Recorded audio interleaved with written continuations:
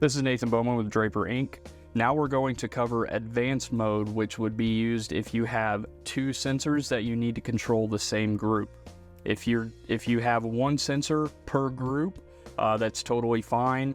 You can stay in basic mode, but for instance, if you have two sun sensors or two wind sensors that you want to be in control of the same group, you're going to have to go into advanced mode to be able to set that up. So we're going to cover that here. I already have my two external brightness sensors wired in.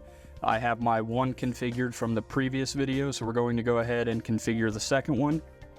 To do so, what I need to do is I need to go in and change this from basic mode to advanced mode. So we're going to hit enter, navigate down to settings. The very first option you see is basic mode. We want to press enter and change that to advanced mode. So now we're going to back out to our sensor menu. As you can see, by going to advanced mode, we have an additional configuration option set up as sensor groups. So first thing I'm going to do is set up my second external brightness sensor, which I have now plugged into sensor port 3. So I'm going to go into sensors, sensor 3. I previously had this set up as a wind sensor, so now I'm going to change this. In advanced mode, you have to change the type manually. So I'm going to change the type to sun. The name can stay as is. If you want to change that, you simply select the name, hit enter, and you can change the numerical value of the sun sensor. Units is correct. Klux is what I want. However, I need to go down to the model and select my part number C156.280. The key to changing the type to sun is if you leave that as wind or any other option, your model numbers are not going to be available. So you have to ensure that you change the type of sensor to the actual type that you have. So once you get to the model, you have the correct part numbers to choose from. So I have my part number set up, units are Klux. All right, my sensor is set up. So now I'm gonna hit back. Now I'm going to go back to my configuration menu and select sensor groups.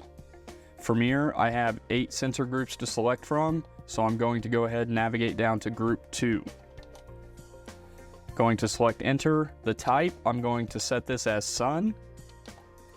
And then from here, I can go down to my sensors, hit enter, and I'm going to see any available sensors that I have configured.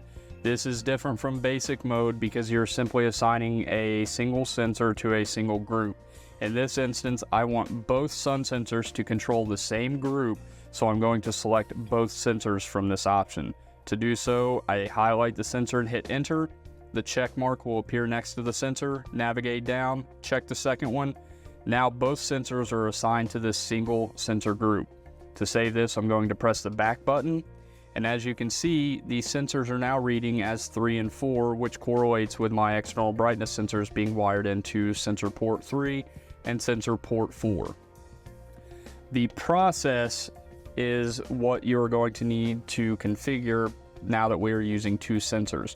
By default, it is going to be set up as max, meaning that it is going to take the max reading between the two sensors, and that is what the shade is going to respond to.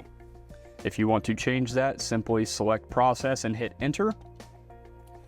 And you can navigate through the various options. Here we have minimum. So at this point, the SSI or the shade movement would respond to the minimum sensor reading or the lowest sensor reading between the two. Average, the SSI would take an average of the two sensors, and if the average exceeds the threshold value that we have set up, then it would deploy the shades or perform whatever action is required. So we're going to move this back to max. And then parameters are going to be exactly the same as previous, but we'll run through this. So select parameters and hit enter. We want the shades to operate on auto control. Again, you can change that to a different parameter if you prefer. However, auto control is going to be the vast majority of what the SSI is used for. So we want to leave our threshold at 40 Klux, my cloud delay at 900 seconds, and my sunny delay at 5 seconds. I'm good with all of that, so I'm going to leave it. Hit the back button. Now, this is set up as a master group. I can leave that as is, or if I only want it to control specific motors, I can go in here and change that. So let's do that. Hit enter. So we have the option of master, custom, again, this is going to be the add skip method where the shades jog up and down, or we can add it to a global group that we've previously set up from the motor limit tool, which is what we are going to do. I'm going to add both of these sensors to global group 1 because my motor is in global group 1, 2, and 4. So highlight global group 1, press enter, and it's going to save this configuration.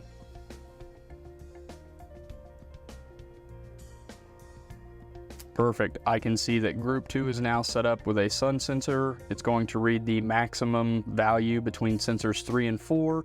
It is assigned to global group 1, and my parameters, I remember I have them set up for auto control. So my sensor is now configured. Thanks for watching. If you have any more questions or concerns, please contact Draper Technical Support at 1-800-238-7999 and select option 3.